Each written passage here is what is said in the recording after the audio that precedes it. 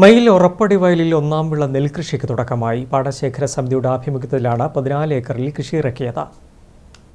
മയിൽ ഗ്രാമപഞ്ചായത്തിലെ ഉറപ്പടിയിലെ 15ഓളം ഏക്കറിൽ പാടശേഖര സമിതിയുടെ നേതൃത്വത്തിലാണ് ഒന്നാം വിള കൃഷി ഇറക്കിയത്.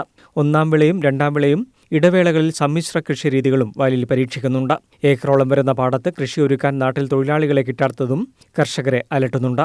പുതുതലമുറ കൃഷിയിലേക്ക് ഇറങ്ങാത്തതും മിക്ക പാടങ്ങളും തരിശുഭൂമിയാക്കുന്ന സ്ഥിതിയാണ്. ഇതര സംസ്ഥാന തൊഴിലാളികളെ ആശ്രയിച്ചാണ് പാടശേഖര സമിതികൾ ഇപ്പോൾ കൃഷി ഇറക്കുന്നത്. ഏകദേശം 32ഓളം കൃഷിക്കാർ കൂടി 10-14 ഏക്കർ ചെയ്തു വരുന്നു. നാടൻ തൊഴിലാളികളും മറ്റ് തൊഴിലാളികളും പങ്കാളികളാണ്. ഇത് ഒന്നാമത്തെ വിള കൃഷിയാണ് നടക്കുന്നത്. ഈ രണ്ടാം വിളയും ചെയ്യാറുണ്ട്. ഇതുവരെ നാടൻ തൊഴിലാളികളെ കിട്ടാൻ വളരെയധികം പ്രയാസമാണ്. കർഷകരെ സഹായിക്കാൻ അരയും തലയും മുറുക്കി പാടശേഖര സമിതികളുള്ളതാണ് പരമ്പരാഗത കർഷകർക്ക് ആശ്വാസം. മുൻപ് മയിൽ പഞ്ചായത്തിന്റെ നെല്ലറയായാണ് കേരളത്തെ ഉറപ്പടി വയൽ അറിയപ്പെട്ടിരുന്നത്.